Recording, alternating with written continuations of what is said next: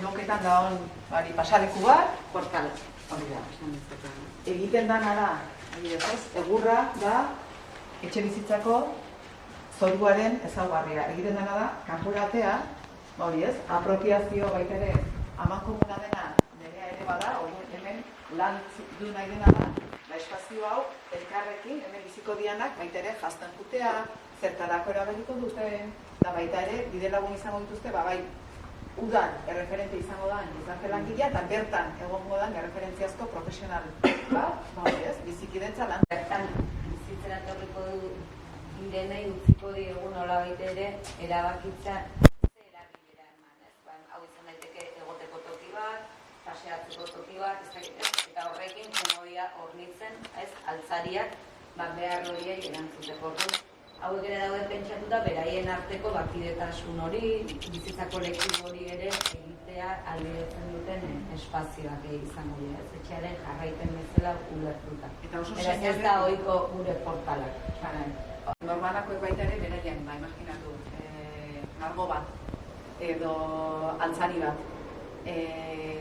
etxe bizitzan jartzetik pasatu eta gainditu eta hemen jartzera baita ere, beste bizilagunekin partekatzeko. Eta hau, pertsonalizazio mailan, hemen badaude etxe bizitzan inguruan olako irizpide batzuk egiten dutenak etxe bizitza izatea edo ez izatea.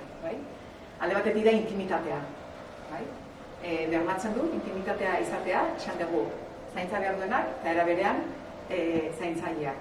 Beste alde batetik dauka komunitatearekiko harremana, baimentzen du, irisgarria da, bertan bizi dianak hemen Kalexarreko komunitateko parte izan litezke, bestea da, konexioa naturarekiko, kanpoarekiko, argiarekiko, zaintza behar handia bat dizu eta behar bada denbora asko pasabar bali badezu, etxe bizitzan, hori ez, esango genuke kanpoarekiko konexio hori, argiarekiko konexio hori, da oso garrantzizkoa. Eta azkena pertsonalizazioa. Nolabait, zure sentitzeko, zure egin behar dezu, ez? Horregatik, adibidez, pasetzen bali bagea, ikusiko dugu, etxe bizitza hauek ez daudela, ez dago atzaririk, hau ez da oso ohikoa gure kulturan, baino espazio amankomuna etxe bizitza pribatuarekin konektatu egiten da.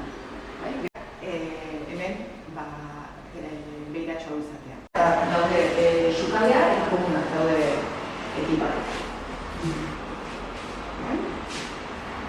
Bi logela, bakoitzak bere espazio, eta logela bakoitzean ere komun bat ere. Hau da, zaintza esango duke behar duen aulki baten baldin bazaude, kanpoarekiko konexioa bermatzen da mundu honetan.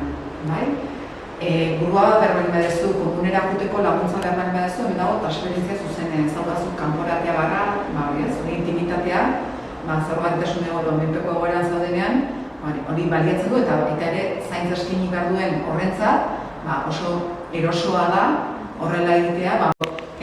Ez daude instalazioak egin da, esagunetan gaur bizi den, berari ez, pertsonalizazio mailan berari egokituko zaio behar dena, baino instalazio horreko, instalazio guztia eginda dago errex jarri ahal izateko, ahotsez, atea irekitzea edo horrek, ez dakit, bururatzen zaizkit, zenbait aukera, ez? Baina hori egiten da gero, jakin da gaur biziko den hemen, egokitzeko aukera. Eta gero, adibidez, ez da oso ohikoa egurraren apostua. Iraupen luzteko zaintza egoeran dauden pertsonak bizitean tokietan, ez da oso ohikoa, baina era berean, Euskal Herrian, ohiko etxe gehienetan, zorua egurrezkoa da. Eta bai honek, goxotasun mailan, ikusten dugu aldagai asko ditula pertsona batek, ere bere etxe bizitza bezala bizitua izateko.